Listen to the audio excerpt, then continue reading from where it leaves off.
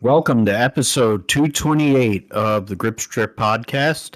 2 out of 3 ain't bad edition of the Grip Strip Podcast. My name is Philip Matthew. I'm your host.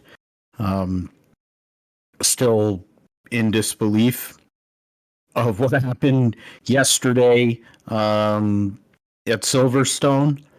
And as always, I'm with my co-host, the iRacing Indy 500 champion, computer genius, gentleman and a scholar, and one of the biggest Jacksonville Jaguar fans that exists. We're getting closer to football season, but you're still busy with your racing. His name is Joshua Fine. What's going on, brother? Doing great, Phil. Great July 4th weekend and everything and all of that. But over in Britain, first time since 2021, December, Lewis Hamilton is a winner, and I think I'm right there with you. I couldn't believe it as well. Yeah, I mean, as the great Richard once said after he won at Daytona, 1776, Wheeler champs. I'm not so sure about it these days, but Richard did have a good 4th of July weekend since now he's a father, and he actually did well on a road course. We'll talk about Sir Lewis Hamilton getting his first win in 2.5 years at the British Grand Prix and all that comes with that. Fact that McLaren completely shit the bed twice, first with Oscar Piastri and then with Lando Norris, or Lando Norris doing what he usually does best, which is spitting the bit. Then in IndyCar, McLaren was able to get redemption since Pato O'Ward got his first win on track in 2 years and held off Hello Polo to do so. In the process, Scott Dixon, a 6-time winner at Mid-Ohio, ends up not even being able to race because of hybrid issues. Interesting in the debut of hybrid that it might be the reason why Scott Dixon doesn't win a 7th title this year, but we'll get in all the IndyCar happenings since they'll be back this coming weekend at Iowa for a doubleheader. NASCAR raced at Chicago. The Xfinity race was quite interesting and pretty cool. It was on dry racetrack, so that also helped. It also proved once again how good Shane Van Gisbergen is at driving a stock car on a road course. On Sunday, the Cup Series race, we'll get into that. There's plenty to dive into. Caitlin Vincey's husband becomes a first-time winner as a crew chief. Alex Bowman didn't end up naked on his bathroom floor puking, but Tyler Reddick puked for him to allow him to get his first win in 80 races and lock himself and all of Hendrick Motorsports into the playoff after Penske did that last week. The roundup will be somewhat busy. I mean, with F2, F3 at Silverstone, MotoGP, Moto2 at Sachsenring, Supercars at Townsville, Indy next, Mid-Ohio last week, Iowa this week. WEC will be at Interlagos, and IMSA with LMP2s and GT will be at Mosport. World Superbikes will be back at Donington, and then the Hydro X Prix in Great Britain for Extreme back for the first time in months. I think there's NHRA as well, but I'll confirm that. IndyCar doubleheader at Iowa Speedway. We'll preview and make picks. Figure at least one or both of those races, one of us, or maybe both of us, will just go and pick the unlikable Joseph Newgarden, but because that's just what he does. He wins on ovals. Or who knows, maybe go and deviate off of that.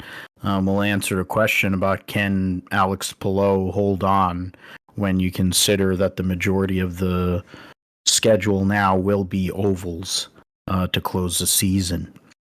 NASCAR tripleheader at one of my favorite places on earth, Pocono Raceway. Unfortunately, unless some miracle happens, I will not be able to go and enjoy the festivities at the Tricky Triangle. But there will be racing starting on Friday evening and going all the way into Sunday afternoon, where they have basically sold out yet again at Pocono Raceway, because they actually price it properly for fans. They actually give a good fan experience, etc., etc. No, I'm not paid by Pocono Raceway, but plenty of people rag on the track. NASCAR's moved to not even bother to race in the Northeast, screwed Pocono out of 2 dates. They're trying to get rid of Dover in the process too, so any opportunity that the Northeast has to have a race, I'm going to go and promote it. So that's where Pocono comes in. Josh will let us know all things going on in iRacing and gaming in his sim segment, and then we'll call it a day. So yeah, the British Grand Prix was probably one of the most emotional moments of my fandom. I was basically a mess from the time that Lewis got off the hangar straight until probably they started spraying champagne, I think, or before, when they were doing the anthem, I think the national anthem for Germany for the constructors. I think it took that long. Lewis Hamilton, on a day where he started on the front row, was just a little bit shy of beating Woody for the pole. Went out there, got a good start, was behind Woody, ended up passing him once track conditions got a little sketchy for the first time, and took off for a while, but then Lando Norris, the McLaren being the fastest car, went and passed him, and he held basically a solid 3-second lead for a good amount of that initial stint before they moved to intermediate tires when it was time, unlike when other people like Charles Leclerc and Sergio Perez, who was starting tailback, went on inters and basically ruined their entire day. The pit stops for Lando Norris, he was able to maintain the lead. Lewis was in second place, and then Russell was right there with him. They were able to double stack and get them in, but McLaren decided not to double stack with Oscar Piastri, which basically screwed up his day. Russell ended up having an engine issue and had to retire while running for a podium place and a chance to win the British Grand Prix, make the first British podium, all British podium since 1968. Tells you how long it's been since there's been 3 Brits on the podium altogether. I mean, and all those names are legendary names. I think, what was it, Stewart, Surtees, and Hill. Yeah, Hill, Stewart, Jackie Stewart, and Sir John Surtees, Sir Jackie Stewart, and yeah. So I mean, you're talking about elite company there. But then the race kind of flipped on its head when it started to get dry with about 15 to go. Thereabouts 15, 17 to go, and Lewis pitted a lap before with an undercut, went on soft tires because he only had used softs. Fish Lips actually made a call for new hard tires, him and GP, and Lando and McLaren Couldn't make a decision on what tire made most sense. They had used softs and they had new mediums. They chose the softs. Then Lando overshot his marks. So then they had a slow pit stop. And from there, he lost the lead. And for the last, 17 laps or whatever it was, I was basically frozen. Couldn't move, it seemed, and I didn't want to move. I'm like, I didn't want to believe it's possible. And so it kept on going. The lap count kept going down. Fish Lips ends up passing Lando somehow clean. Basically, Lando was a sitting duck on the hangar straight, and he pulled over like a dog. Fish Lips passed him by with 5 laps to go, and I think it was 3.5 seconds or so when he passed Norris. The gap to him between him and Hamilton, he got about a second. And then really it kind of steadied out. And in the end, it was one of the coolest, best moments in my life as a fan and in sports, honestly. I mean, hell, they talked about it on Access Hollywood because Brad Pitt was there, of course. But, they talked about it because Lewis was a producer of the new movie F1. Unique title there. They must have spent hours figuring that one out. Apex was a better idea. Yeah. Apex would have been cool, or using some sort of reference to Formula One instead of, but it was unbelievable. I'm still in shock. I'm still liking numerous posts, and I don't really care. I pissed off Orange Army people who troll on Lewis Team LH accounts, which seems to be something that would be interesting. Like, when your guy wins every freaking race, or basically every race, why are you worried about Lewis Hamilton fans shitting on your guy? That's one thing I don't understand. I had one person respond in all Dutch, so I'm like, well, that's fun. You could have said anything you want to say about me, and I can't really respond. You had other people. I mean, basically, I referenced the fact that at least until that point, I had not seen any real acknowledgement from Fish Lips to Lewis in congratulating him. He did give him a wave bye on the cool down lap. Didn't hear him say anything in his, or whatever, the interview he did with Jensen. Didn't seem to really say much anything in the cool down room, other than long time, and Lewis was able to say ball hog, ball hogger, and probably meant ball hugger, because that's what he does with Christian Horner, Fish Lips, and One-Eyed Marco, because his balls are probably all the way to the ground. But the fact of the matter is, anytime I get a chance to shit on that guy, I will, even if he did a good job, which at the end of the day, for once, he didn't crash into somebody. He actually had to race someone and didn't make a fool out of himself. They didn't have a good car the whole weekend. He was on the back foot. They didn't give us a lot of radio from him, interestingly, kind of covering for the guy after last week.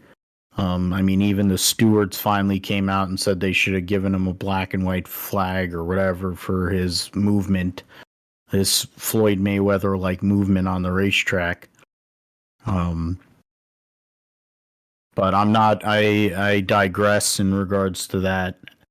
For 1 week in this Formula One season, and 1 week for the first time in 2.5 years, We get us fans of Lewis Hamilton get to celebrate again, and he broke a record with one M. Schumacher, becoming a 9-time winner of the British Grand Prix. After Schumacher, I think, won the French Grand Prix 8 times.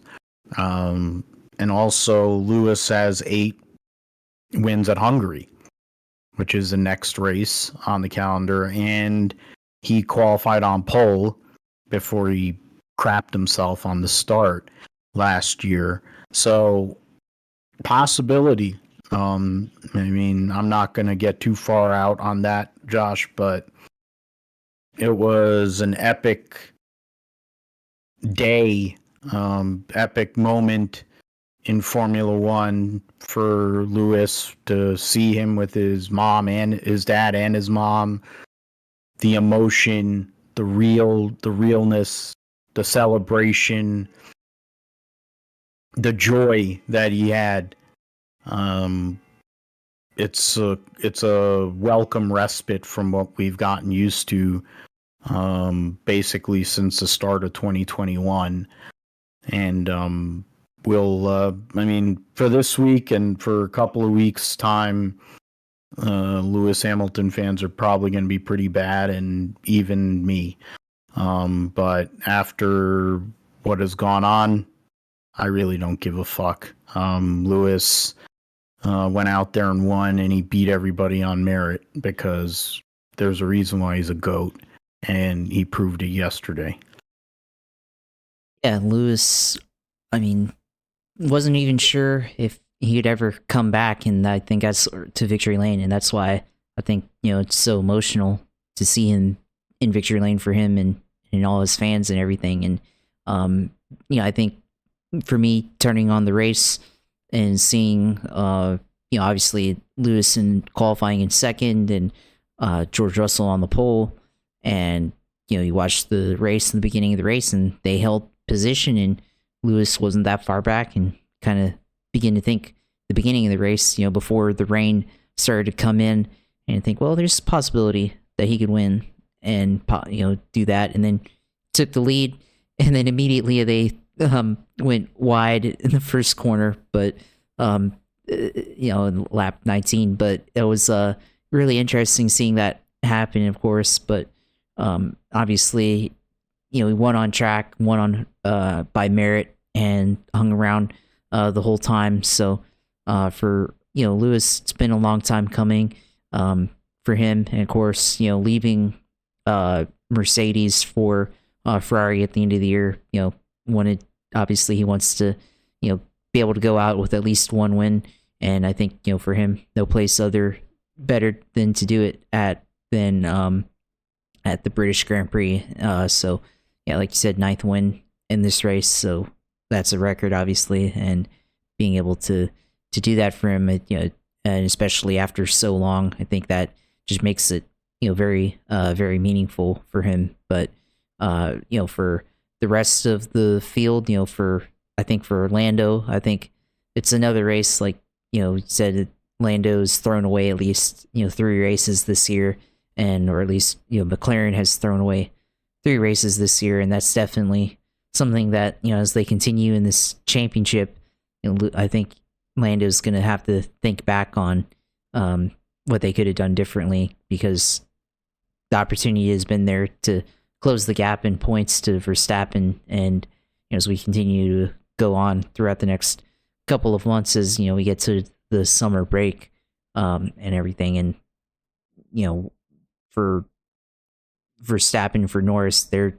battle, it could be a lot closer than it is, but for now, Lewis Hamilton kind of puts a end to the Red Bull domination, along with George Russell last week in Austria. So Mercedes, obviously they found something, so they're just as competitive as they currently are, as they've been so in the last couple of years. So they definitely could have a something to show in the next couple of weeks, which they've already done the last 2 races, which is, I think it's incredible that the last two races have been won by Mercedes, after 3 years almost of Red Bull dominance mostly, and McLaren also coming up there as well. But Mercedes, since the new car, they've struggled so much being able to get it right, to get it handling right, and I think this year they finally kind of figured something out, and now we're beginning to see their improvements come along here in this season. And Red Bull, obviously, they're not as good, and Verstappen, driving a lot more on the limit these days than what he'd probably like to. So he's probably more prone to having to push the car, where the other guys they still have more, I guess, in the tank as far as performance goes. So I think for the championship, I mean, still might be Verstappen's championship, still might be Red Bull's championship, but definitely it's not going to go down easy, because Mercedes and McLaren, they're definitely going to have at least a little bit to say here for the rest of the season. Yeah, I mean, that's where, between the McLarens, Piastri wants to get his first win badly. Lando, as you mentioned, and McLaren, how many missed opportunities there have been. And then Mercedes actually having a worthwhile race car for the first time in 2.5 years. That is a positive. And, like Woody, people who are anti-Lewis, whatever they're fans of Woody, or they're Max people, or whatever they are, talking about the qualifying gap that Woody's ahead 10-2, and I'm like, and that's great, but they don't pay points for qualifying. They pay points on Sunday, and as of yesterday, he's 1 point behind Georgie boy. Granted, if George had probably was able to finish the race, I think he would have been in no worse than probably fourth.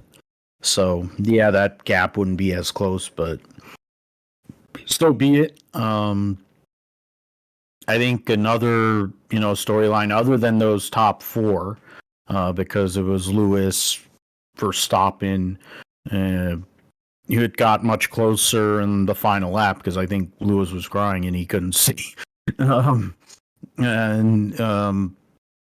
Then Lando finished 7.5 seconds behind or whatever, because his tires were gone. Piastri was in fourth.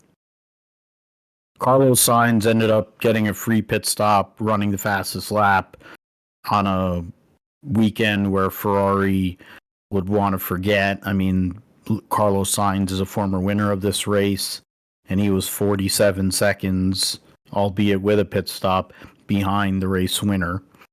Nico Hülkenberg getting consecutive sixth-place finishes for Haas on a weekend where they announce, I mean, Ollie Bierman was announced already, I think, last week or whatever, but they announced that Esteban Ocon's going to be coming over there next year.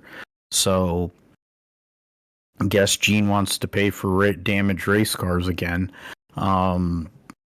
But yeah, brand new driver pairing next year at Haas.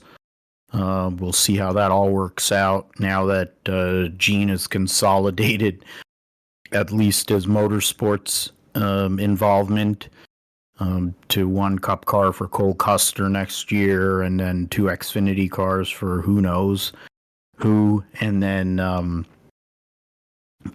you'll have a new driver pairing in Formula One.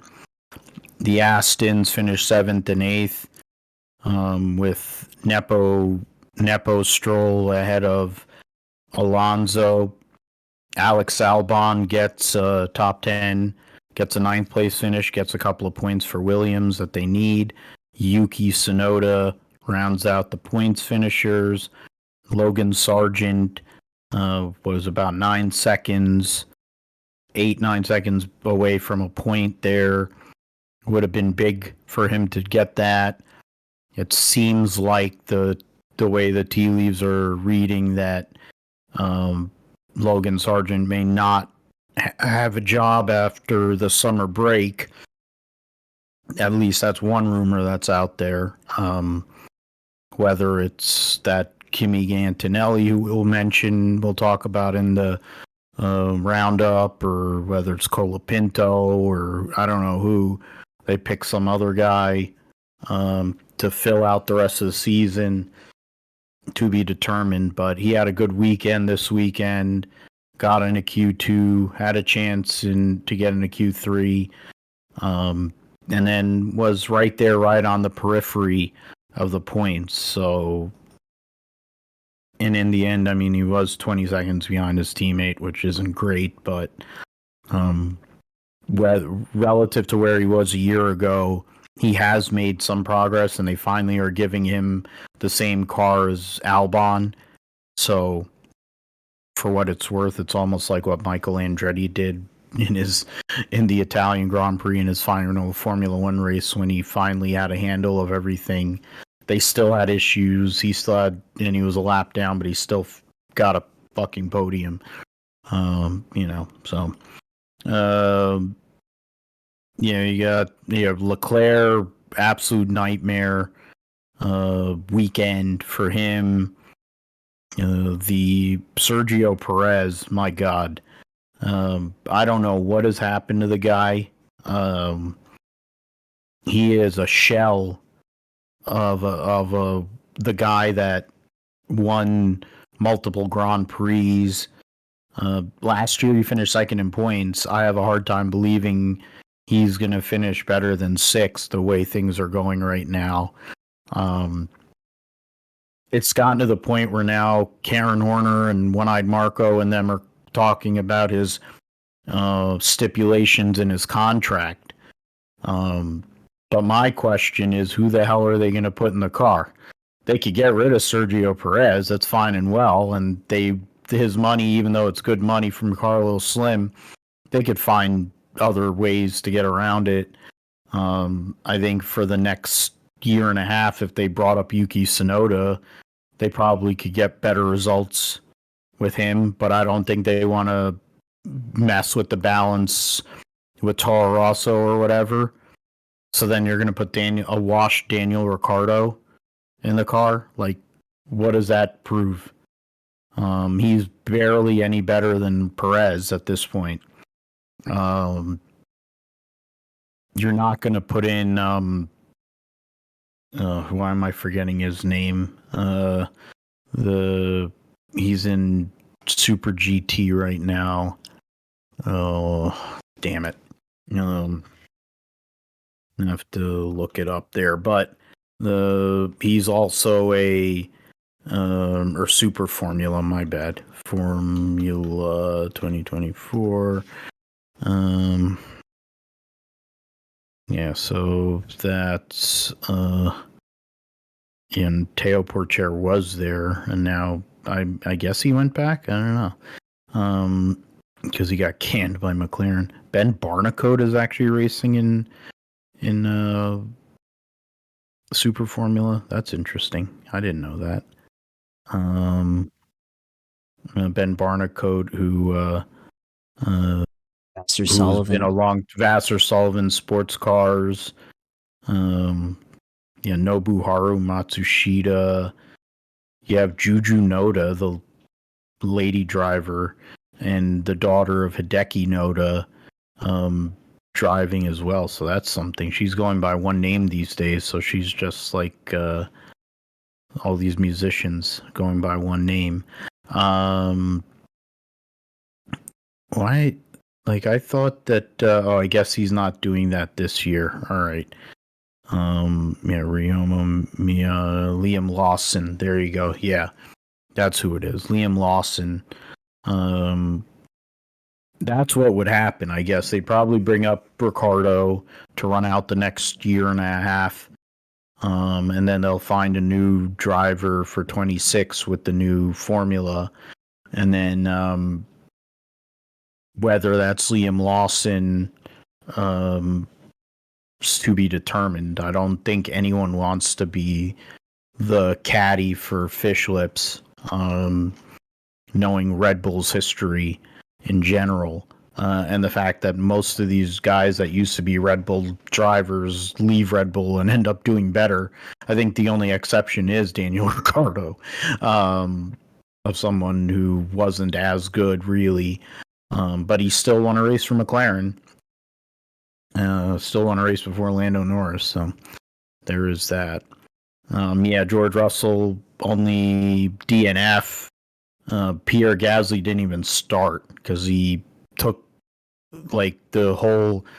he hit the whole lottery of penalties because they replaced every piece of that Renault power unit, and then he didn't even make it to the starting line. So that was an absolute abomination of a weekend for him. And that was, I think, he also beached it in qualifying too, which was unnecessary. And that was probably just like collateral damage at that point. Or am I mixing him up with Ocon on that one? I don't remember anymore. It's Alpine. They suck. But Carlos Sainz is probably going there, so we'll see what happens with that. Points. Spent as much time, if not more time, on Formula One today than I think we've spent the whole entire year.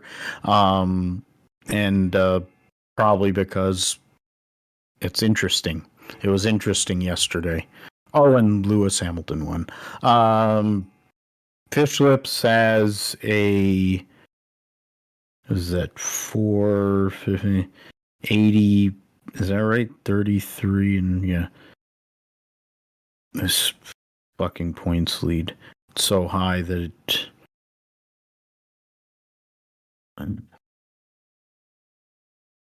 84, I was right.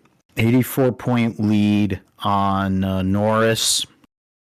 So you think about that, that's 3 full races with a fastest lap with an extra 6 points just for shits and giggles. Then after that, the battle after behind Lando Norris is very interesting. 40 points separates Charles Leclerc in third and Lewis Hamilton in eighth. And both Russell and Hamilton are within single digits of Perez. You have Leclerc 4 points up on his teammate Carlos Sainz. Then there's a gap to Piastri, who's 6 points out of Perez, who's 7 points out of Russell, 8 points out of Lewis Hamilton. And then there's the cliff, which is everybody else. Aston Martin in their own world. Fred Alonso double the points of Nepo Stroll. Then Nico Hulkenberg, a point behind Stroll now after consecutive 6th place finishes. What is it? Sonoda, 9 points higher than Ricardo. Ollie Bierman is still up there. He scored more points than, 1, 2, 3, 4, 5, 6, 7 drivers that are full-timers. That's scary. I would be really incensed if I drove a kick save, Slauber or Williams or an Alpine, really.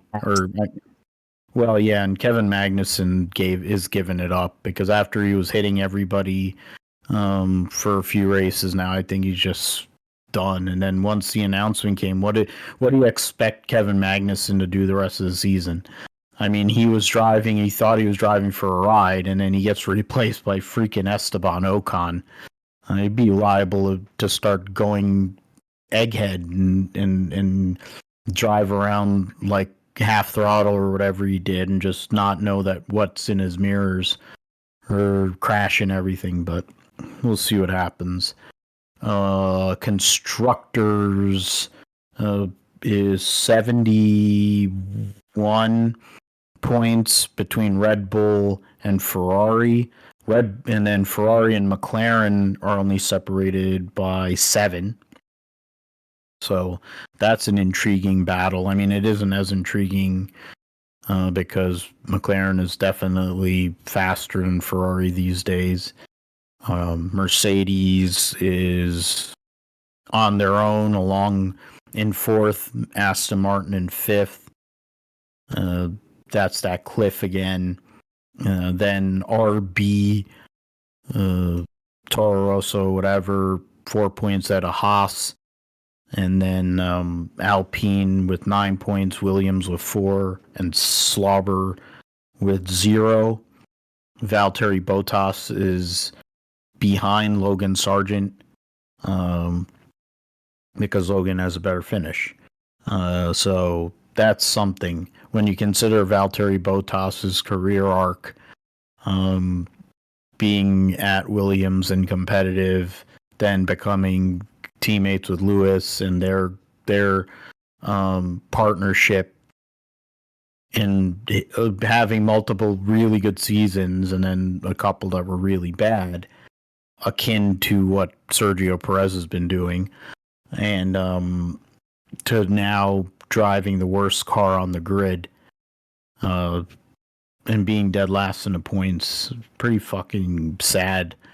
And who knows, maybe he won't be on the grid either next year. So that would be epic fall from grace for Valtteri Bottas, but we'll see what happens. Okay, let's move over to the IndyCars. And to be completely honest, there really isn't a whole lot from the IndyCar race. It was green all the way once they cleared Scott Dixon's stricken PNC Bank car. But Pato O'Ward and Alex Palou, they started on the front row. They were separated very little, one of the smallest gaps ever, I think, for a front row in recent times. But he ends up going and getting that victory because they had a better final pit stop. Alex Palou had hesitation getting his car in gear, I believe, and getting going. I don't know if it was a hybrid related problem or if it was something else, but Palou had a slow exit, and that basically opened the door for O'Ward past him, and then Palou, no matter what he tried to do, couldn't get by him again. So Pato O'Ward gets his first win on track in 2 years over Alex Palou, and probably something where Zach Brown is happy because they beat Alex Palou, but considering McLaren's history with drivers, I don't know if he has if he has a leg to stand on, since they're getting rid of Alexander Rossi for Christian Lundgaard, which was announced this past weekend. So Siegel will be there. They say Siegel is going to be there for the long term, and I guess that's the same thing for Lundgaard. But we'll see what they're able to do. Scott McLaughlin finished in third. Colton Herta and Marcus Ericsson fourth and fifth. For Andretti, the aforementioned Rossi, finished ahead of the guy who's going to be taking over his car in Lundgaard. Kyle Kirkwood from 14th to 8th. Christian Rasmussen gets his best finish of his IndyCar career so far in 9th. Root Beer Floathead was getting into it with somebody in practice in the morning warm-up, but then drove from 21st to finish 10th. Will Power just outside in 11th. David Malukas got to the fast 6, but had issues, I think, with pit stops, and found himself back in 12th. But still, credit to Malukas in his second race back to be right on pace. Finished 2 positions out of his teammate Rosenqvist. split by Toby Sowery, the former Indy Next driver, making his debut for Dale Coyne.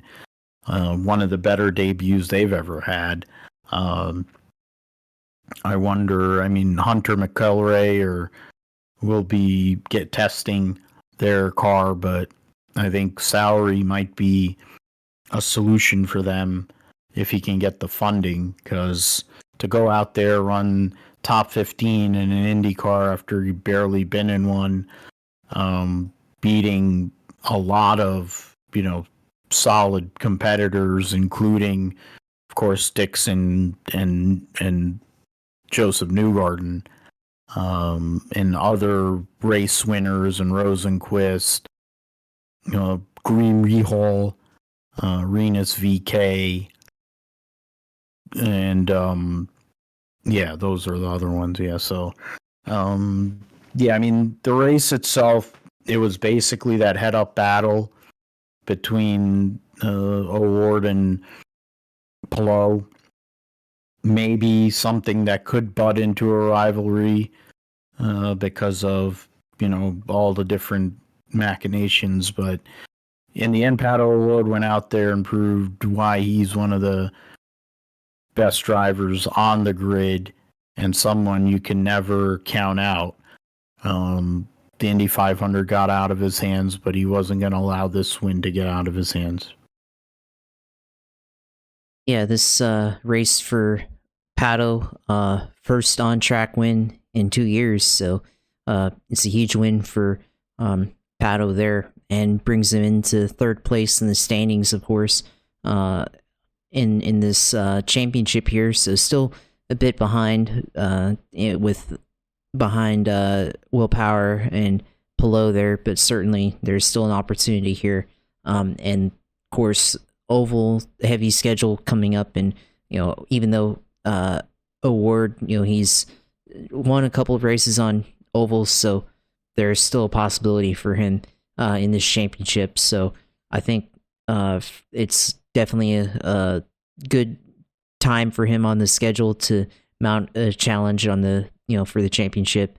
But this race, definitely for him, he was able to hang around up front, and I think really what opened the door for him was just being on a better tire strategy than Palou overall. But of course, the whatever hiccup Alex Bowman had coming off of pit road on his final stop there, after it looked like a clean stop for his team, but then as soon as they put down the jack and was supposed to be ready to go, it seemed like he had a second or two there where he couldn't get the car started or back into gear. So that's all it took for Palou to lose the lead right there, and we saw it as Pato was able to go out and pass him there going into the keyhole at that turn there. So very significant win there for Pato, and now he gets to say he actually won a race this year. So that's good for him. But Palou missed opportunity here, and considering that now we're going to ovals and not trying to say that he's not good at oval racing, right? But certainly it's one that needs to get better at, right?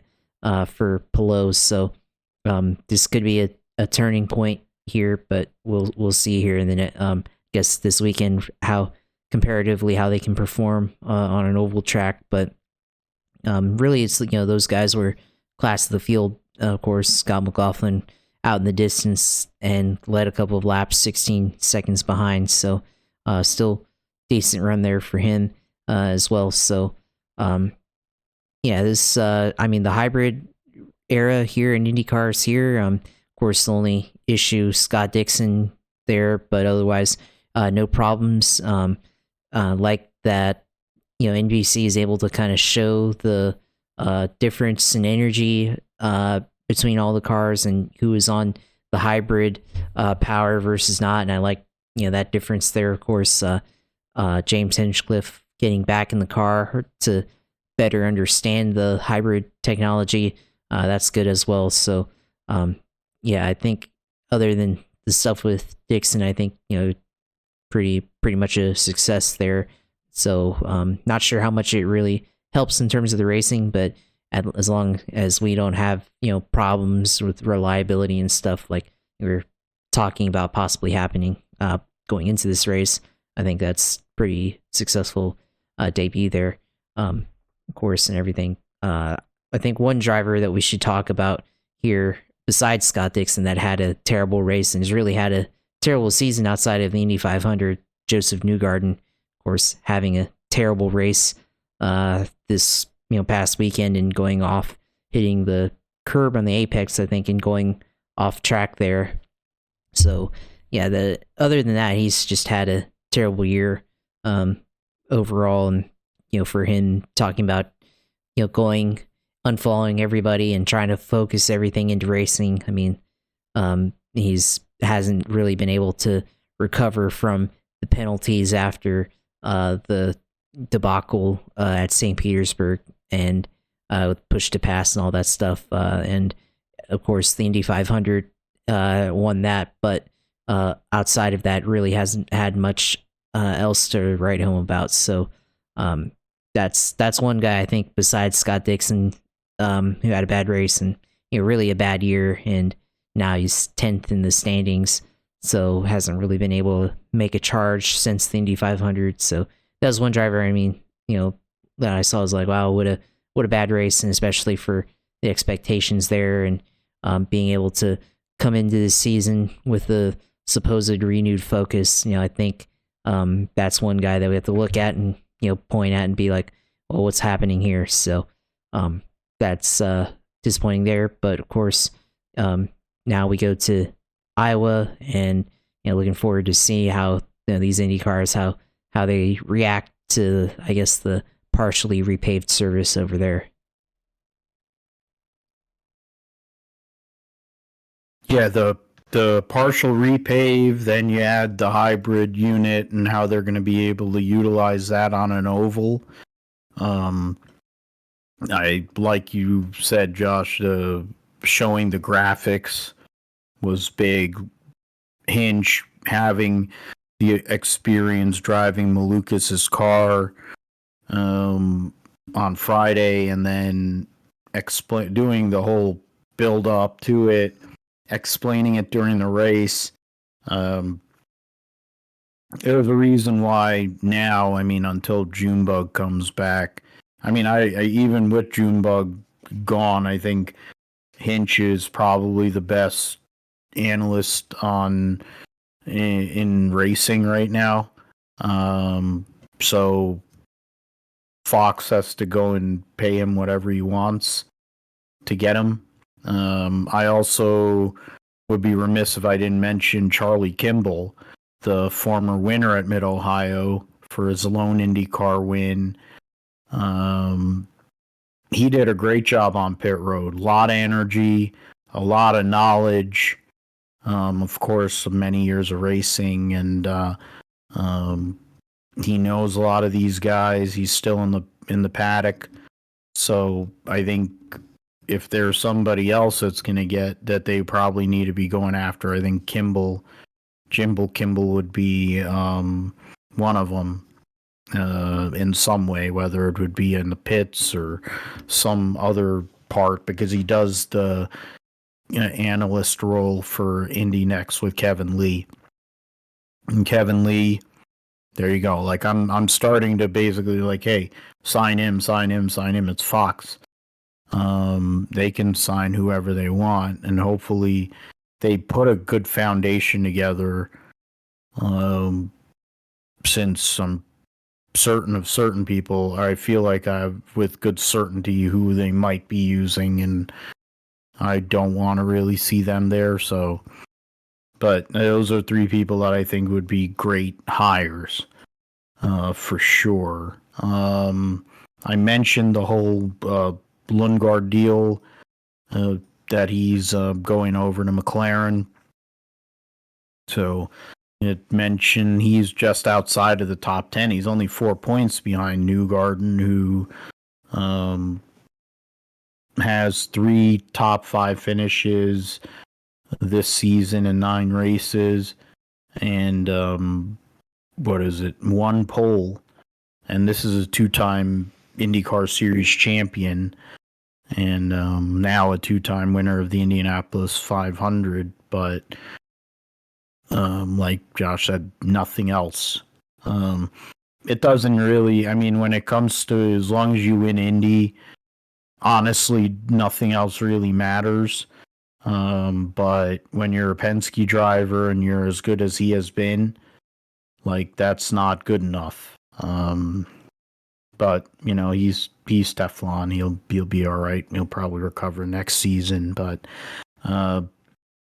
you mentioned the points, Josh. I mean, 29 and 48-point lead on winch power.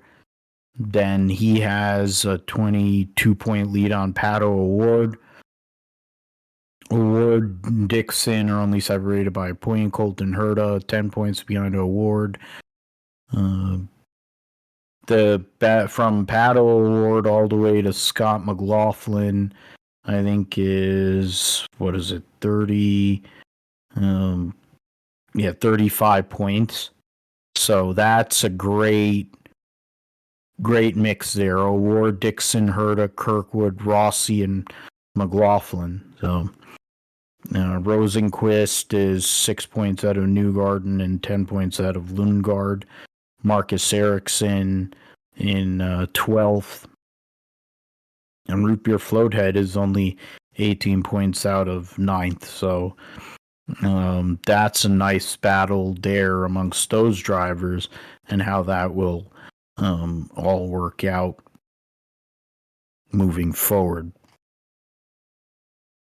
All right, so let us go and move over to Blake Harris, Alex Bowman, and 48 Ally car goes out and gets the win. They, I think, in a lot of ways, basically were the last man standing because other people were busy crashing either themselves or crashing into someone else. They stayed out on the wet tires on that final run, and then plenty of cautions came out. And then when they run stage breaks, they take too long. They start the race at 5:15 Eastern, so I think it was 4:15 Central, and they basically raced into the rain. It got too heavy. Bowman went and cleaned out Bubba. Bubba showed his displeasure, and it became an international news story, it seemed like.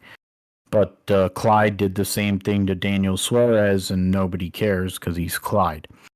In terms of the results, the Grant Park 165 only went 58 laps, so they left. I think the race was scheduled for 85, I believe. So they ended up finishing 27 laps short, I believe. I think that's what the scheduled distance was supposed to be, but might be wrong. Bowman with the win over Reddick. Gibbs, Ford Mustang pilot in the IMSA GT D Pro championship, and long time. I mean, Joey Hand has been in major motorsport for over 20 years, and Kim Kuhn with her, typical weak ass questions and answers and whatever, says sort of road racer Joey Hand. I'm like, sort of road racer. He's a 24-hour Rolex champion. He's won every single major, I think. I mean, he's won at Le Mans. He's won the Rolex overall. He's won at the 12 Hours of Sebring. I'm pretty sure he's won at Watkins Glen too. So, I mean, Yeah, but that was a 60 car. In the pick'em pool I picked Cam Waters. He had a nightmare weekend. If I had picked Joey Hand, I would have scored 30 more points than what I did because SVG finished dead last.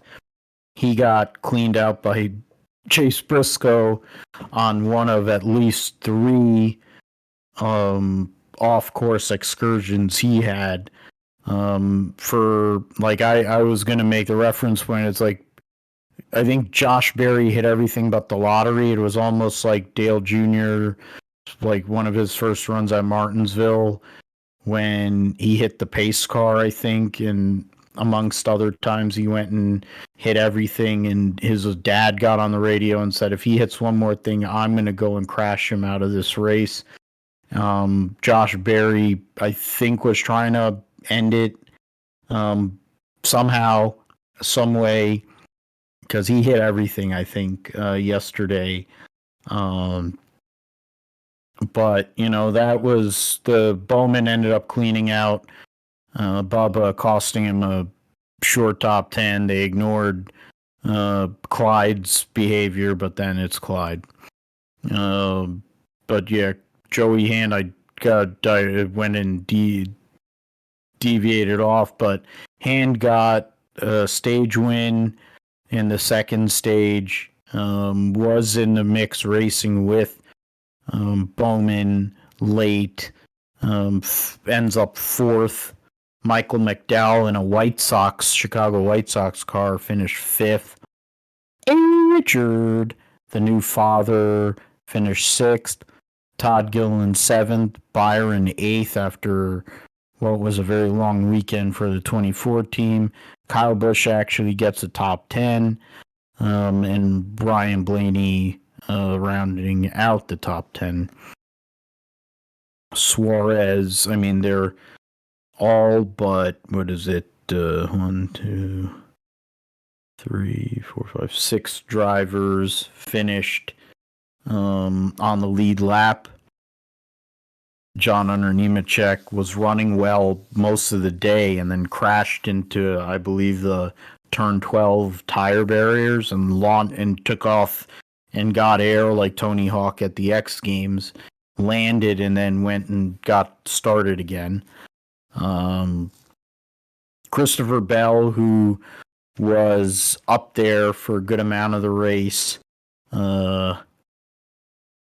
but once he pitted, it became an issue. He ends up getting wrecked late. He was thinking he was going to get a chance to win and went to hell. Allmendinger didn't have pace most of the weekend, but then late was in a position to make a day out of it, and then proceeded to run off into one of the runoff areas. Mention Larson, mention SVG. Briscoe got up from 22nd all the way to 4th on merit and was up front. The 14 team had a bad pit stop, of course, slow pit stop, whatever it was. He lost track position. Then they go back under green when it was heavy rain. And I'm like, do you even have people out on the racetrack? You don't have spotters. Like, you're not looking at the radar. They had a double file restart into that whole thing instead of single file. They were doing single file restarts late when they could have done double. They start the race at 4:15 their time, right in the peak of when the rain was going to happen, and end up, I don't know how long the rain delay was. Hour and 43 minutes. Okay, thank you. Hour, yeah, there you go. It says it right there. So, hour, almost 2 hours of rain delay. They end up deciding to go to a timed race, which that I agree with. But if you're going to go for a timed race, you don't go and throw a caution for the stage break. You don't go and take forever to clean up some of the incidents that took place either. But, in the end, Alex Bowman gets the victory, locks himself into the Cup Series playoffs with to become the 12th different winner so far in 2024. Martin Truex right now is, I think it says, 70. Yeah, he's 70 points behind Larson. Larson, even with his rough situation at Chicago, 42 points is Larson's lead over Denny Hamlin. So that's a 4-driver race, I guess, if you count Byron for that regular season title.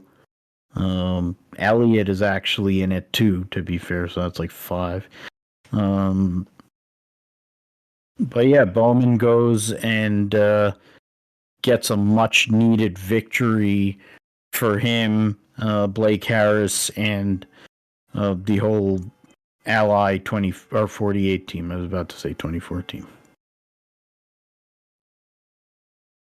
Yeah, so I mean, for me, I thought this race was they got to start an hour earlier, like you said, or at least because the Xfinity race, had better weather, but they started at 3:30, and the Cup Series started at 4:15 local time. So they've got to push the start back to 1 p.m.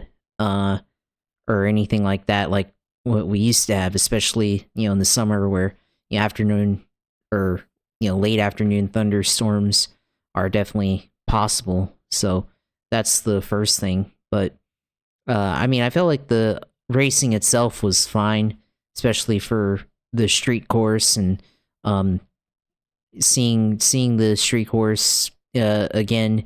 At least this time we were able to get in some amount of racing in before the rain came and everything, and we saw SVG go out and methodically work his way from 5th all the way until 1st and take the first stage. So at least there was that, but there's still a lot of things that went wrong, mainly with the rain in this race. So of course, almost 2 hour rain delay doesn't help and everything. And then, of course, one of the reasons why we have the rain delay is because, the tires don't perform that well in standing water, of course. And, it's got to be more damp than, soaking wet for the rain tires to work, visibility being an issue and everything. They tried to, when it was getting heavy, they did try to, or before they went red, they did try to run, and of course, that led to issues on track, of course, and it's clear that NASCAR was rushing things, and of course, that led to the end of SVG's race there, and getting clipped by Chase Briscoe, not his fault, but just matter of circumstance there, and not being able to defend this year's race. So SVG, obviously the favorite, gets taken out pretty early, and then of course Kyle Larson was also one of the other favorites in this race, and then he slammed the brakes too hard going into turn 6 and slammed into the tire barriers pretty hard, which was actually a pretty hard impact. So that was for street racing and everything. Didn't realize how bad that was until I saw it, but it was definitely a bad impact there. And then seeing the rest of the race kind of play out, and how it did, the diversion between wet tires, staying on the wet tire and going back onto the slick tires, of course, created interesting strategy there. So Tyler Reddick, of course, really fast throughout that final couple of laps, but just wasn't able to catch Alex Bowman there at the very end. So made a mistake there again, and Tyler Reddick has got to be feeling it, having been up there lately and not being able to close for the win. But Alex Bowman, of course, hasn't won since March 2022 in Las Vegas, and comes out here and finally picks up another victory here in the Cup Series. So, I look at Alex Bowman. He's not a guy that really goes out and dominates a race and gets the win like his teammate Kyle Larson and William Byron there, and even Chase Elliott. But he's a guy that finds a way to win when he has the opportunity to do so, and that's kind of how his career, how his wins, most of them have come.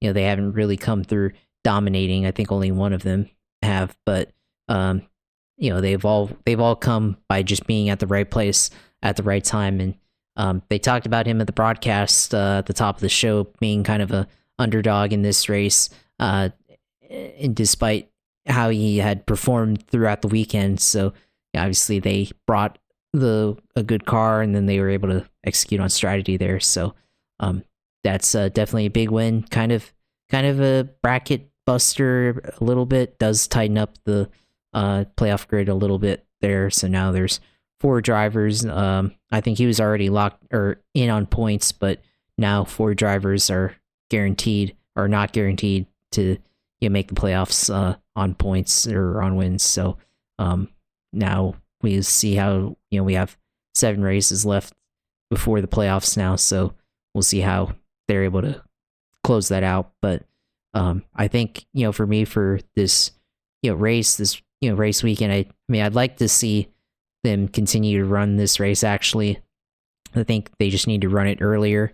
I mean, they really could run a street race anywhere, and I think I'd be okay with it. But Chicago being the visibility of it and being the uniqueness of it, I think they need to try to do it again. And I like that the mayor of the city was able to actually come out and put on the suit there. So like that. But hopefully it becomes a staple, kind of like how we have Long Beach as a staple race over in IndyCar. So hopefully maybe this turns into something like that and everything, despite kind of the setbacks that it's had in the last, the first 2 years of it being run. So I think they still have 1 year left on the contract for them. If it's a 3-year deal, I'm not sure, but hopefully, they were able to work something out and, get it on the schedule here long term, and, becomes a yearly thing. Yeah, I think at least initially, at least for next year, they're going to have it for 26. I think that's where Kennedy and them are going to start really moving around these races. So we'll find out, though. I didn't really mind the racing for, until it kind of imploded for Briscoe there. I mean, Bell had done what he needed to do. Him and Adam Stevens called a good race. Just he got caught out there late. I mean, Reddick probably had a chance to win, but he ended up going and taking a sharp angle in a turn, turn 5, and bouncing off of both walls and screwing himself there. So it's 2 weeks in a row where he's left wondering if giving up points and giving up opportunities, and allowed 2 more people into the playoff in the process. One that was outside of the cutoff and one that was already inside. So we'll see what happens. I mean, Bowman ends up getting into Bubba. Bubba loses the point, or ends up finishing 13th, salvaging his day. I said that because I said it to Phil and Sarah, Phil Spain and Sarah. I'm not forgetting her last name now. I feel bad. I can bring it up because the reality is there. Sarah Davis, right? Sarah Davis, there you go. Thank you again. Yeah, so they were talking about it, and they were, and a lot of the Bubba, fan base wasn't happy about it. Bubba showed his displeasure after. Bowman actually, and they don't have the greatest of relationships. They've had their issues over the years. NASCAR's using it as a way to go and basically make Darrell out to be a hothead, when in fact he's the one whose race was ruined and probably could have had a chance to actually win yesterday, or at least be in a position to top 5, top 10 finish. He ends up getting a top 15. So it shows what kind of speed that car had, shows the confidence he's built now, especially with Reddick there. They're trying to market his deal out because that's what they use him for. It seems like, to use him at when something goes bad, instead of marketing him for the good, like the block party he had a couple of days ago before. Right, that's NASCAR. Always trying to get clicks. He's 45 points out right now behind Buescher. Another further 8 points behind Chastain. So, honestly, that math doesn't work because that's gonna have to win 76. Yeah, I mean, the reality of the world is, I think if the math is off for Keebler Gibbs there, at least what they're showing on J-Ski. I mean, Truex, I think, is fine. I think Keebler Gibbs basically is all right. Chastain and Buescher, not, strong, solid, but they have a good amount of points in their favor. After you get past Bubba, really, everybody has to win. I mean, 45 points isn't great either, to be fair. You're, 3/4 of a way to a perfect race win there, meaning you get both stage wins and then you win the race. So that's a pretty big amount of points to try to make up. But, as you mentioned, Josh, 7 races to go, so he could chop at it. But the way things are going right now, who knows how many more drivers could win. I think Josh Berry, not counting road courses, of course, and super speedways, which of course Daytona is. I mean, Richmond, I would think, would be a big opportunity for him. That was where Kevin Harvick, I think, had his last real shot to win a race in his final year last year. And then, you look at some of these other racetracks.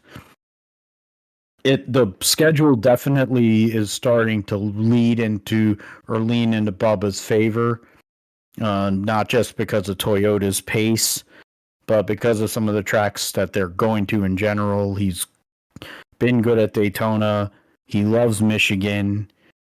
Indy now is back to being the oval. Who knows what that could mean? I'm trying to think. What is it? Darlington, Ziffy. So there's options. There are opportunities there for him. But and then so we'll see what happens with that. The manager leaves his tires. I mean, that was one thing that was actually good by NASCAR, is they allowed the teams to make the determination yesterday whether they wanted wets or dries, and that made the race a little bit more interesting.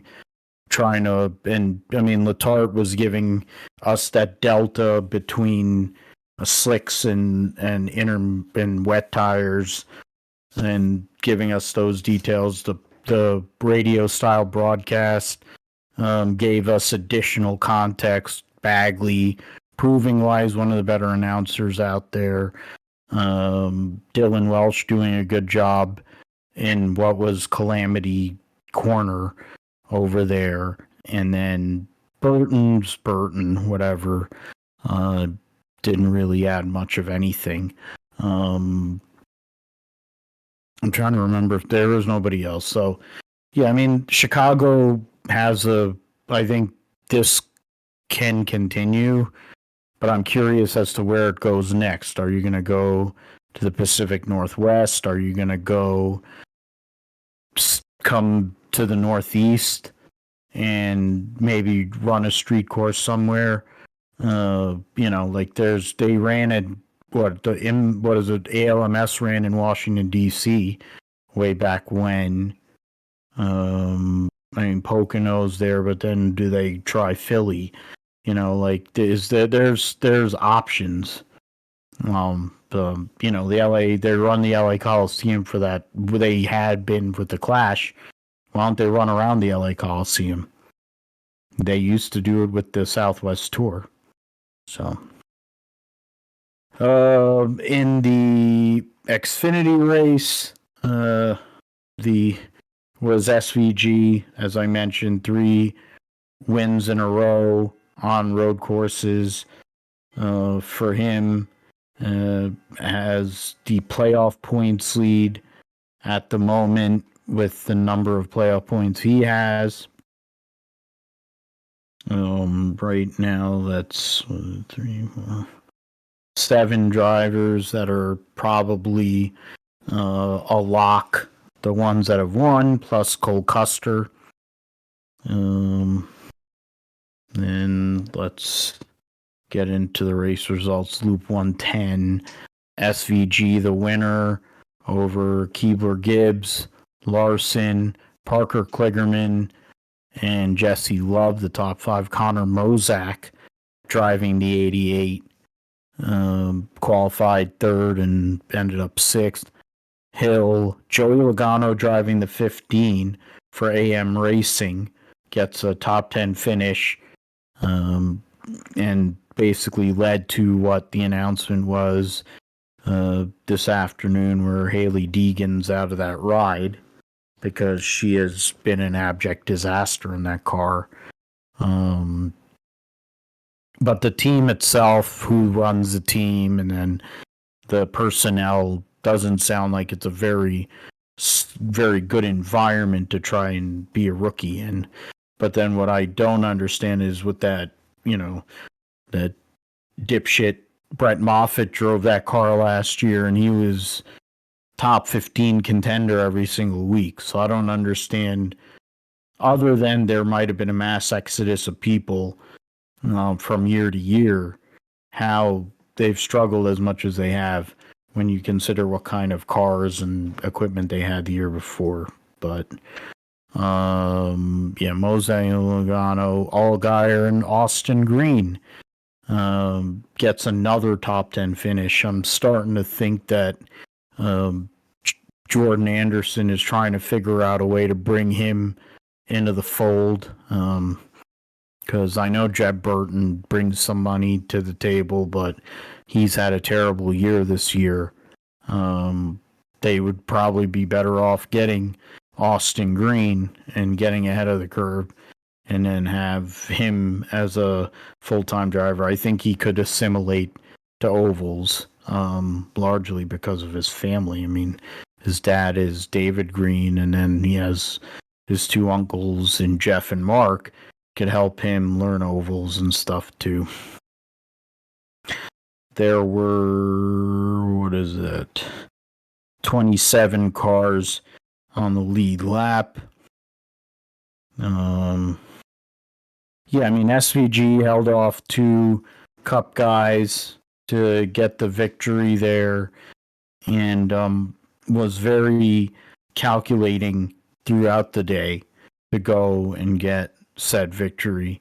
So, that for SVG, continuing to add those points that will help him get through at least one round and, maybe more. Josh? Yeah, I agree there with SVG. I think, first of all, with the way that he was driving in that race, we've seen him drive in the Cup Series for the most part, in the Xfinity Series, especially on road course for the most part. being able to go out and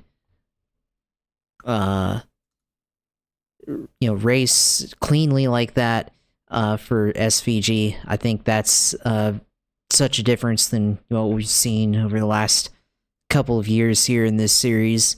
SVG running cleanly. That's how he learned how to race down in Australia in the V8 supercars and everything. So such a difference than what we've seen here. I think you gotta give him a lot of credit for being able to race tactfully and race cleanly and pass guys by using his wit rather than forcing the issue and trying to just box somebody out of the way and just bump him in the corner and try to get him out of the way there. So obviously we've seen him try it at Coda, but it didn't work out for him there. And I think maybe even doing that is what he tried to do with Austin Hill back then, maybe a little bit out of character to try to get around a guy for the lead. I mean, he did have to use the bumper, I think, a little bit in the Cup Series race, but it's probably more of incidental contact more than anything. But so got to give him a lot of credit there, first of all.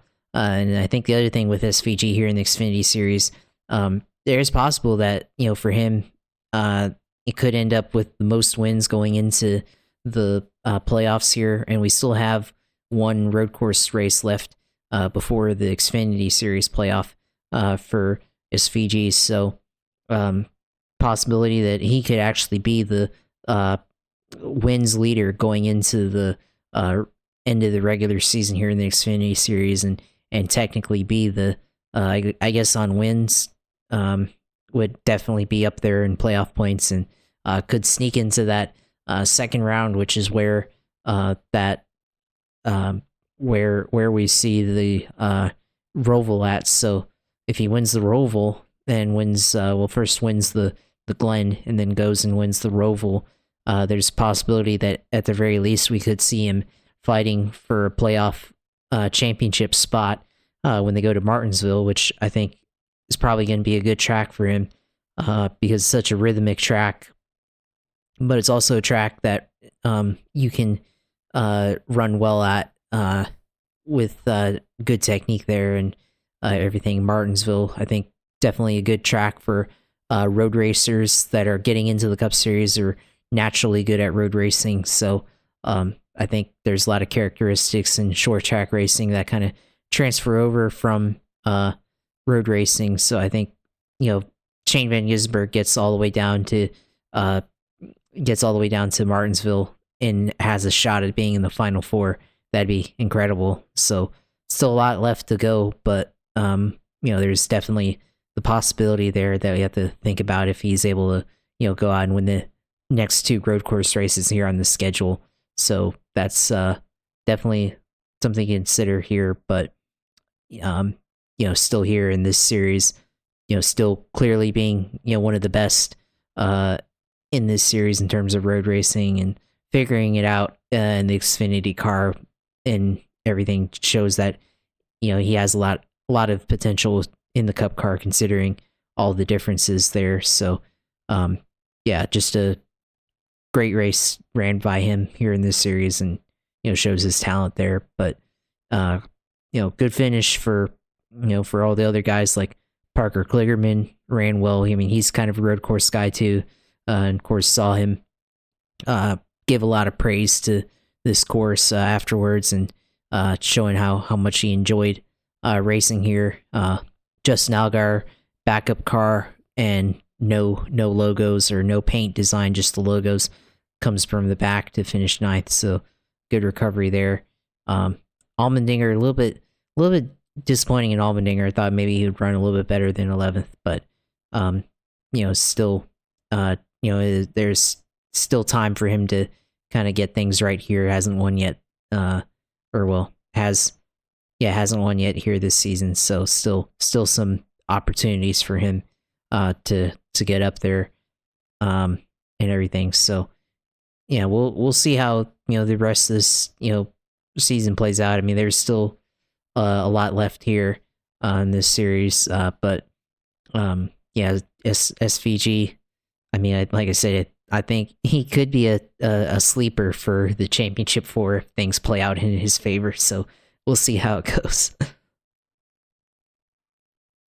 Yeah, it's not as far fetched. I mean, the points you made about the way the schedule lays out with the Glen and the Roval, but then and also with Martinsville. I mean, you look at AJ Allmendinger. If there's an oval that he's probably that is his best oval, I think it's Martinsville.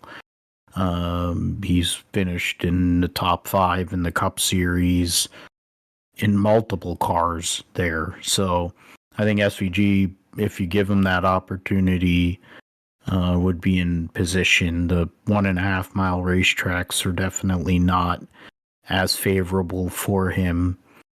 And there's 3 of them in the playoff. The super speedway at Talladega also kind of plays into his favor because he's getting a lot of experience on those, between the Cup car and the Xfinity car. Yeah, so we mentioned the points already. So talked about the results. So yeah, we'll move forward there. So from the NASCAR weekend, we will move to the roundup, and Formula 2 was at Silverstone, of course, for the weekend there, and the winners, Andrea Kimi Antonelli got the win in the sprint race in the rain, and then Isaac Hadjar got the feature race victory in the sprint race. Andrea Kimi Antonelli over Zane Maloney, Kushmaini, the podium, Gabriel Bortoleto 4th, Franco Colapinto 5th, Jack Crawford was 6th. For the Dams team, Ritomo Miata finished 10th. Juan Manuel Correa just outside the points in 12th. Yeah, so that's the sprint. What the heck? The sprint race, the feature race, Hadjar over Maloney and Jack Crawford, they were all separated between 2 seconds, so that is interesting there. Colapinto 4th again, Martins, Bortoleto, Ollie Bierman, Enzo Fittipaldi, Dennis Hauger, and Pepe Marti round out the top 10. Paul Aaron, the points leader, is 12th. There's issues for Correa and Kushmaini there, even though they were all on the lead lap. So, see about that. The standing is moving to Budapest. Isaac Hadjar is a 16-point lead on Paul Aaron. Maloney, after getting off the schneid, so to speak, after having 4 weekends where he scored a total of 13 points. He scored 26 in one weekend, gets himself back in 32 out of the lead, 16 out of second. Gabriel Bortoleto, Colapinto, they're separated, by 3 and 9 points respectively there for that third spot. Jack Crawford just outside of that in 6th. Andrea Kimi Antonelli with his sprint race win gets himself up to 8th. And that's the extent of that. In Formula 3, the results in Formula 3, Andre Lindblad gets the double at Silverstone, or Arvid Lindblad. Andre, good job, Phil. Arvid Lindblad over Leon and Zagazeta in the sprint race. Boysen, Soloff, Mini, Sebastian Montoya, Mecca Tunef, Van Hoopen, and Luca Fornaroli rounding out the top 10 in the sprint. And then that's not what. And then in the feature, Arvin Lindblad, Mini, Voisin, Smith was Nicky, Goth, Fornaroli, Browning, Bedrin, and Noel Leon. Max Easterston finished 18th in that second race. So, for whatever that's worth, the standings, Mini has a 6-point lead on Lindblad and 7 on Browning. So that's the battle for championship. Fornaroli is 26 points behind, and probably thinking about his other options there. So we'll move forward. MotoGP. Not Fabio Quartararo. Pecco Bagnaia ends up benefiting from Jorge Martin going and dumping it in the gravel with a couple laps to go. Gains the points lead after winning at Sachsenring. He shared the podium with the Marquez brothers. Alex, who's been driving for Grassini and is going to continue riding for Grassini, and then his teammate, the multi-time world champion Marc Marquez. And so that was a cool thing to have the brothers on the podium. Jorge Martin had won the sprint and was leading the race and had a decent gap, and proceeded to dump it in the sand and give up the points lead, like I mentioned. Bagnaia, Marc Marquez, Alex Marquez, Enea Bastianini, Franco Morbidelli getting one of his best finishes in a long time. Miguel Oliveira for Trackhouse started on the front row, finished 6th. Pedro Acosta 7th. Marco Bezzecchi, Brad Binder, Raul Fernandez. Trackhouse, dual top 10. Fabio Quartararo just outside. Vinales, Miller, Nakagami, and Luca Marini gets his first point of the season. So credit to him.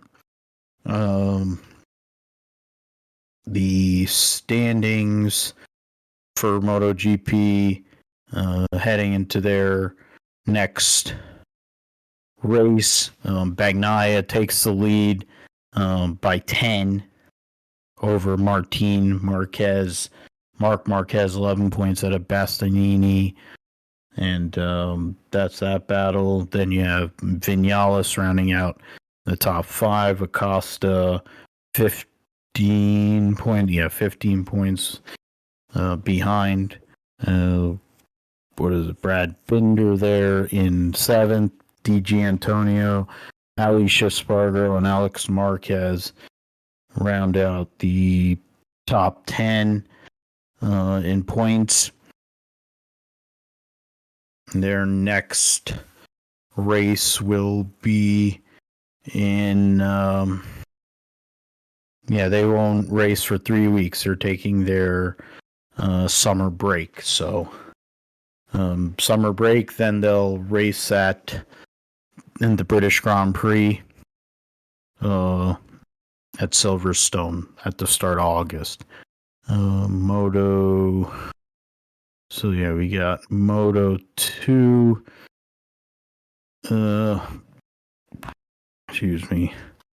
Moto 2 results.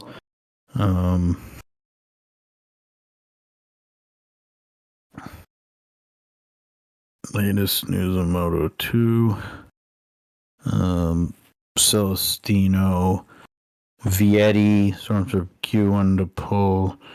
Results and standings. Moto 2 Felipe Aldeguer gets the win over Jake Dixon and Iagora. Celestino Vietti was 5th, or Morero and Vietti. Joe Roberts back on the bike, sore after his injuries, is 8th. And then, there's not a lot going on there. Back into the points. So the standings of Moto 2, the standings for Moto 2. Yeah, so Sergio Garcia up by 7 over Iagora. 24 points, Joe Roberts in 3rd. And then 39 points to Felipe Aldeguer, Alonso Lopez, rounding out the top 5. So go from that over to Townsville, Supercars, Repco Supercars Championship. The results at Repco. Yeah, so at Townsville, they had a sweep for Ford.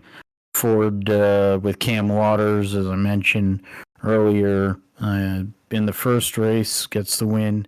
And then Matt Payne for Penrite Racing gets the win in race number 14. So Waters over Mostert. Will Brown was 3rd. Matt Payne, Thomas Randall rounding out the top 5.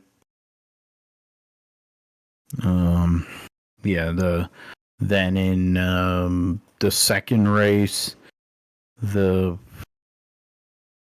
trying to get the count results and driver season results, and then in race result, Matt Payne gets the win over Cam Waters and Chaz Mostert, so a Ford sweep, and 5 out of the top 6 were Fords. Credit to them, relative to some people that are behind with that, and I mentioned the points there, so so I mentioned the points already. So we'll go to Indy next.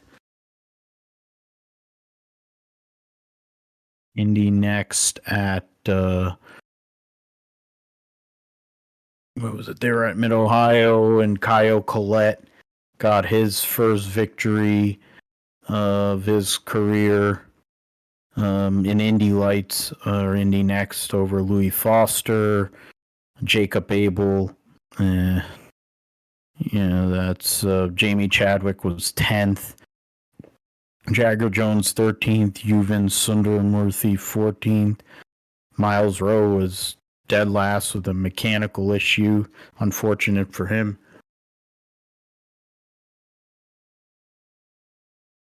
So that was the race. So then the standings heading to Iowa, 41 points. Foster's lead over Jacob Abel. Kyle Collette's within 30 points of Jacob Abel. Then a huge gap to the likes of Callum Hedge. Right now, Chadwick is in 6th, 1 point behind 5th, and 9 behind 4th. And then Miles Rowe, who's 17 out of 4th, and counting down accordingly. So those are 2 people that we have to watch the rest of the season, see what the ovals do for the drivers and what that gets affected there. In WEC, you have the they're racing at Brazil and Interlagos. So that's a tough out in middle of July. It's an interesting, the 6 hours of Sao Paulo. The hypercar is race week. Season classification. 4 races to go? Lauder, Estra, and Vantor. First in points with 99 for the drivers. 99 points for drivers. Championship 9 points ahead of the Ferrari that won Le Mans, Fuco, Molina, and Nicholas Nielsen. Then the Toyota of Kobayashi de Vries finished third. So yeah, that's that in terms of the drivers' championship. Constructors is Porsche, and we'll talk more about it next week. IMSA at Mosport, trying to get the entry list Chevy Grand Prix. So that is, there's 35 entries, 12 from the LMP2, and then all of GTD and Pro and AM together. There's 9 in the GT Pro category. Mentioned the 2 Fords, including Joey Hand, the 1 Aston with Roscoe Mario Farnbacher, 1 Lexus. What move the guys in the front would have. The LMP2s are for the overall. Some interesting people in interesting positions there. We'll see what happens though. For the IMSA WeatherTech Championship. So no, and then you have some drivers that are going to come over and race the race at IMSA. So we'll see what happens there. The WSBK 2024 is Superbike World Championship. Gone through, was it 4 or 5 rounds, 6 rounds of so that's calendar there for World Superbike. The results so far: Toprak Raskatlioglu is a points leader over Nicola Baliga, Alvaro Bautista third, and that's 21 points versus second, and then 25 points for third. Trying to see there round results, and then you have schedule. So that's Toprak Raskatlioglu is doing the best he can to minimize the mistakes or minimize what could go wrong with the tire changers and whatnot. So the stats show Raskatlioglu's 21 years, 155 points for Bautista, 3 behind his teammate, and 24 points out of Raskatlioglu. What does that really prove there? And then in terms of, Garrett Gerloff is 13th in points. So we'll see what happens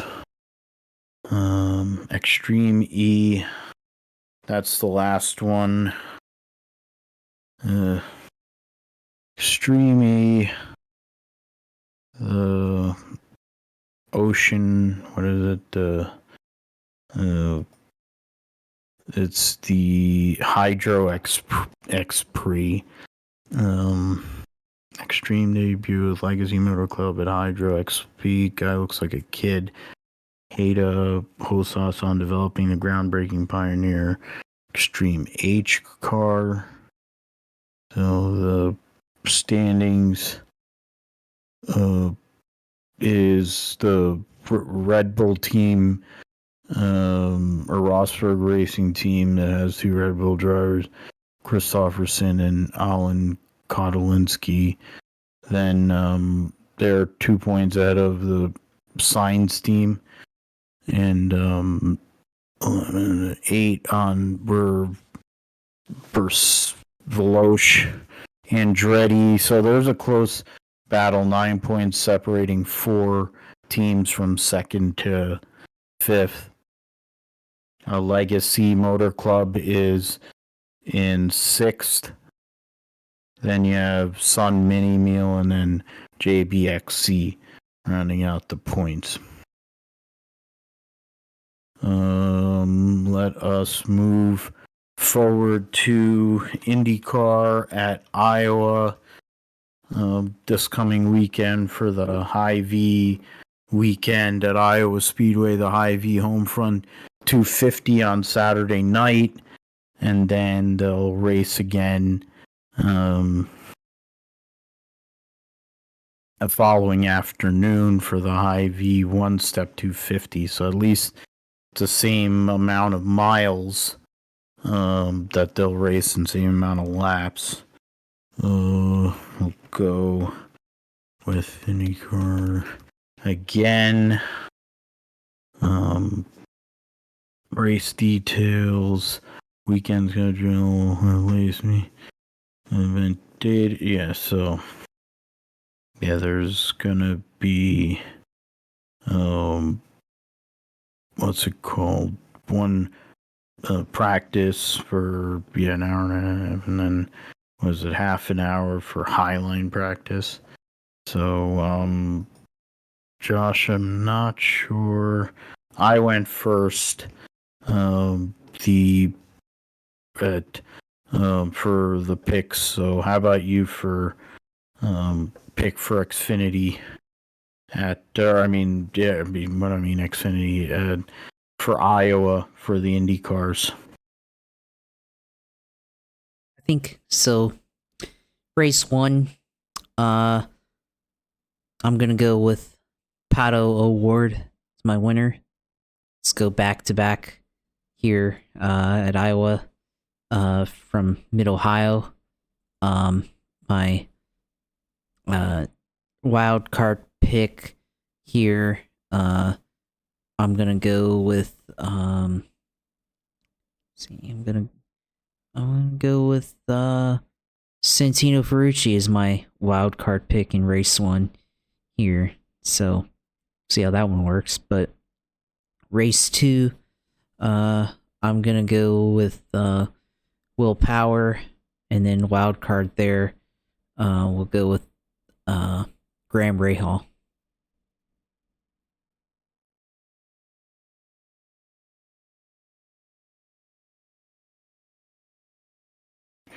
Green Rahal, and you have Root Beer Float Head.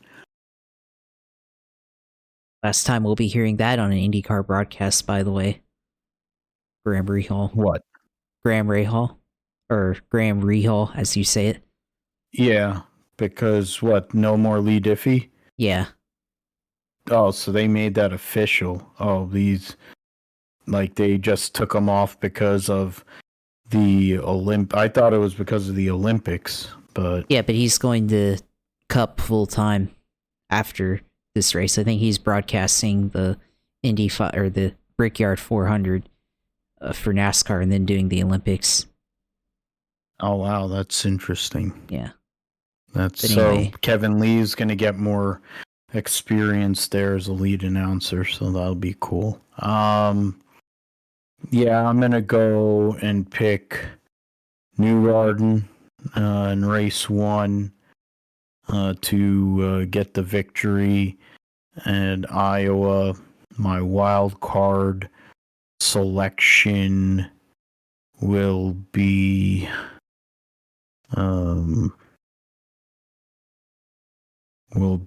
Arenas VK. So yeah, so that's what I'll do. So Phil, J New race 1 with VK as wild card. In race 2, I will go with Scott Dixon. Dixon race 2 with wild card. I'll go with David Malukas because he just has a knack on these short ovals in his young career, especially at Gateway, which is coming up next month. Those are our picks. It's going to be interesting for sure with the repave and whatever, how that all works out. And I mean, the question about Palou, I think he will, but it's going to be more of a struggle than it would have been if there was more road courses for him to race on. We'll go to the triple header at Pocono. First is the truck race on Friday, 36 for 36. Nobody going home. Chris Wrong in the 1 for Tricon. Connor Mozak in the 7 for Spire. Ty Dillon, yeah, he's full time there. I'm not sure about any of those. Or is that Pedro Lopez? I thought it was Felipe Lopez for a minute. I'm like, really? You got Lane Riggs there. You got Daniel Dye. Ross Chastain will be in the 45 this weekend. Luke Fenhouse in the 66. Roger Cruz, Spencer Boyd, and Sage Karam actually driving in a truck, so that'll be interesting. Since I also the 46 has been moved from the whatever team that they had to now he's moved over to Young's Motorsports, Thad Moffitt. So that's something. For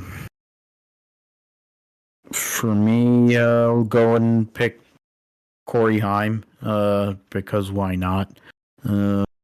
Trucks at Pocono. Phil Heim to win, and my wild card choice will be I have to look at how many of these drivers have run team results. How many drivers have run every race? Is my question. There is that's not what I wanted. The points. Yeah, so there's whatchamacall, 22, 23, 24, 25 of them have run every race, so they got the top 13. And I'll go with Lane Riggs because he's still outside that cutoff, and Riggs wild card. How about you, Josh?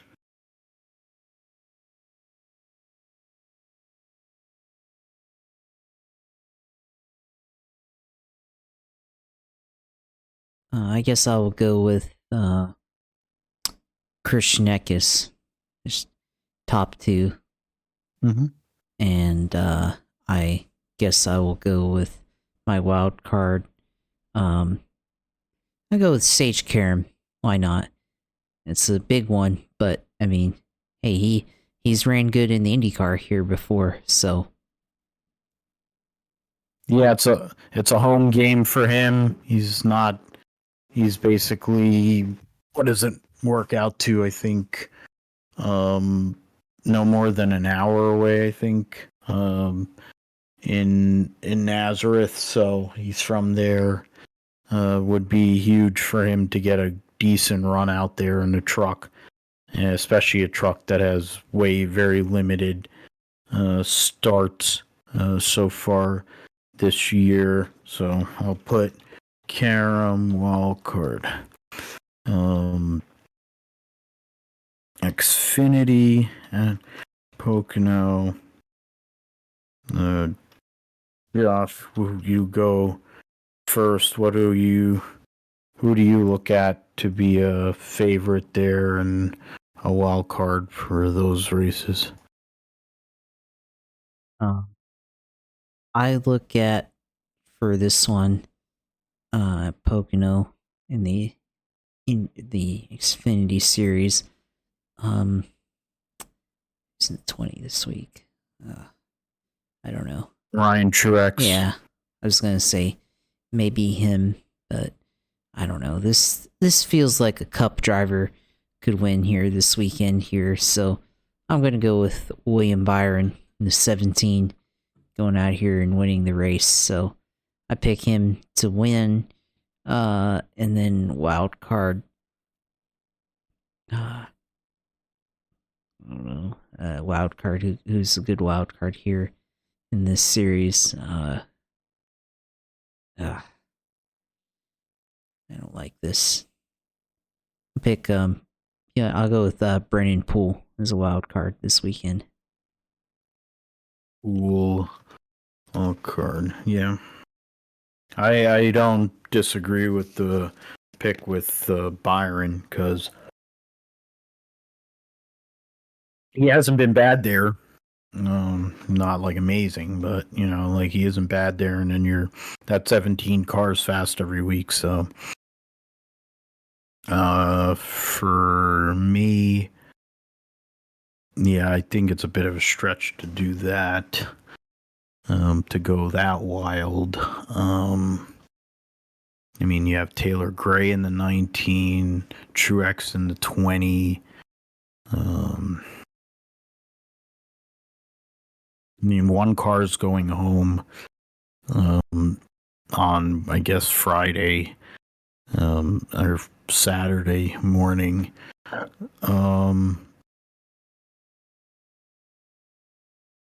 As much as I do agree about the whole Cup thing, I am going to go with Cole Custer to win this weekend. So Custer to win. And in terms of wild card driver, trying to get the points here. The result driver point. 18 races. How many? All 18. That's 23. Yeah, 24. 25, 20, or 25. Yeah, so, yeah, 23, 24, 5. It 13. So, my choice as a wild card would be, I'm gonna have to.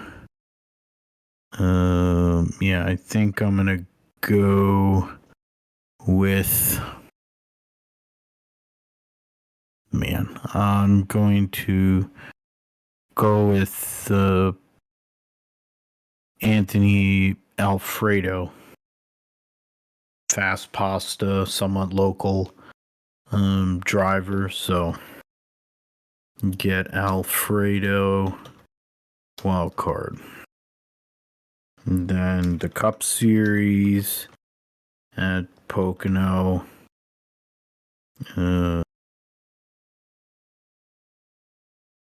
The Cup Series will go and move over into that, and I'll go and call Dennis Hamlin as the winner.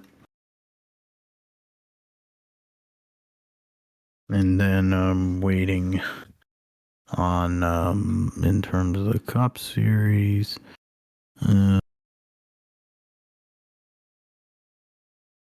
driver on every race is the getaway 400. Entry list has 37 for 36. 37 for 40. The NY Racing team back this weekend with JJ Ailey. Otherwise, it's just the sponsor things there. So, trying to see the points there. Just a former guest on the show, Dawson Cram, as his dad, Kevin, on the pit box this weekend for JD Motorsports after they had a double. They did not qualify. And then I'm trying to think of who the other person was, or people were. So, trying to get Cup Series results. The points heading in there. So, you got 20, Larson there. Eric Jones missed a couple of races, but grandfather him in, essentially. Going as 34, 35, 18th, 18th. So I will. Do I go first? Yeah, so I said Hamlin to win, and then my wild card will be John Hunter Nemechek. He's getting the extra, or no, he's not getting extra seat time. I was about to say he is, but he's looking, it depends on the weekend, it seems, for Legacy, when they have pace or not, so it's interesting to see what they'll be able to bring to the table on Sunday. Josh, you get the final word on this week in terms of our picks for Pocono. I'm gonna pick. Well, I guess if you're gonna pick Hamlin, I'll pick his so-called new rival. I'll pick Kyle Larson to win this weekend at Pocono. Interestingly, do that because of what happened last year and everything, but that's fine. So I'll pick him as my wild card, and I'm gonna go with as my winner there in my wild card. I will pick Justin Haley again. See how he can do, because he's had a good couple weeks, but we'll see how much longer he can keep it up for. So yeah, I'll go with him. Yeah, definitely had pace, and it's a fuel mileage deal, so you never know. At Pocono, it could work out that he gets another one of those victories like he did at Daytona years ago in the car with the 77 Yeah, they're the I believe it's 77, but maybe it was a calling car. Right, Josh, your time to shine. Let us know what's going on in the world of iRacing and the sim segment. Yeah, of course. This week, iRacing 87s at Talladega, so just saw that. So that's about to happen here in I guess there's a session here coming up, but yeah, that's probably run some of that this week. Of course, all the NASCAR series at Pocono, Truck, Xfinity and Cup, all Pocono, so go on there and run Pocono. IndyCar at Iowa this week, of course. Fixed IndyCar series this week at Iowa. Gen 4 and everything at Texas. So got that there. All the Cup, as I said, Cup at Pocono. So and that's basically that's all the main series. Any of the NASCAR series there at Pocono and IndyCar, Iowa. So like in real life, and then the old 87s at Talladega there. So got that sports car side. Got the GR86 Cup at Long Beach this week. Got the MX5 Cup at Rodskogen Motor Center there. So got that there. The Mustang Skip Barber Challenge at Watkins Glen, Ferrari GT3s at Algarve International Circuit, got that there. IMSA Michelin Pilot Challenge at Mugello, there the GT Endurance Challenge at Brands Hatch Circuit, Grand Prix Circuit there. So IMSA Endurance Challenge at Canadian Tire Motorsports Park there. I think in terms of official series competitions this week in iRacing, I think this week is the beginning of the IndyCar Butt Kicker Challenge, which is I think a 6-week challenge, full length road course races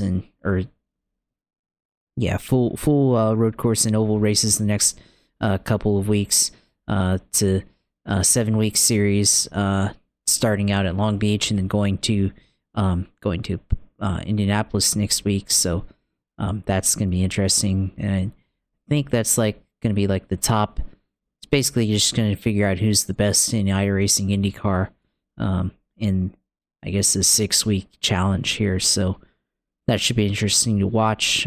Which definitely there's a very good community of iRacing on IndyCar, especially it's a very tight knit series there, and then they'll fight for a $50,000 prize pool starting on September. So that should be fun there. So looking forward to kind of seeing how that plays out. IMSA Esports Global Championship set for November, partnering with IMSA and iRacing and Virtual Competition Organization, third straight year to stage 2024 IMSA Esports Global Championship starting in November. And there will feature a public qualifying process. Entries in the championship will be reserved for previous series champions and winners of the Grand Slam events.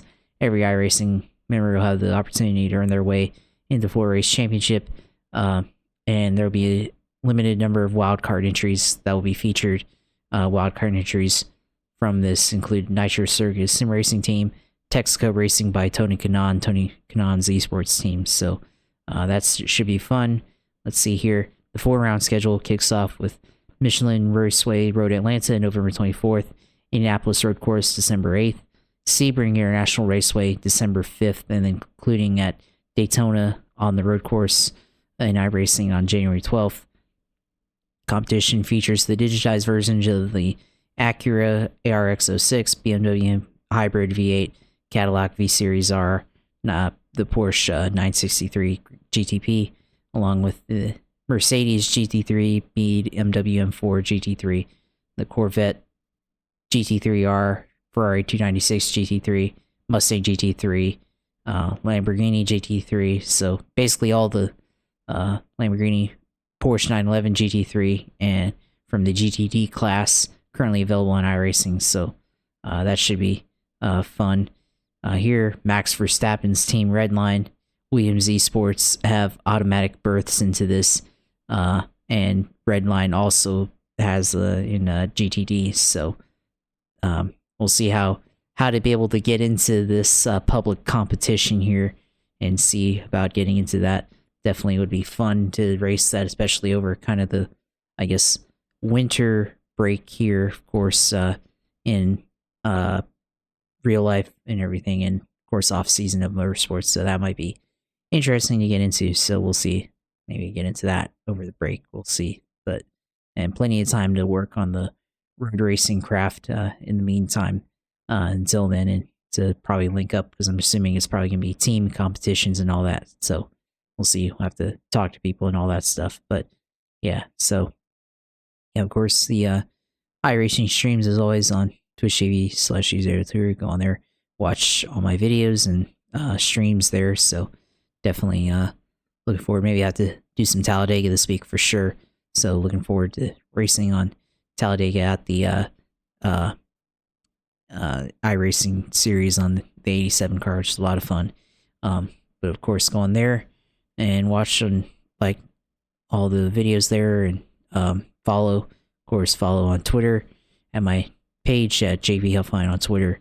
Probably have to post some photography on there as well. I got some photography I've been doing with rocket launches and all that stuff, so gonna have to start posting some of that on Twitter, which I post on my Instagram, but it's pretty cool there, so might have to do that. Of course, got the videos in our all our podcasts on Gripster Podcast YouTube, so subscribe to there and comment and interact with our page there. So yeah, it's a good discussion. Of course, glad Lewis Hamilton finally made it back into victory lane. It's definitely a pleasant sight, pleasant headline to hear about. So definitely glad about that.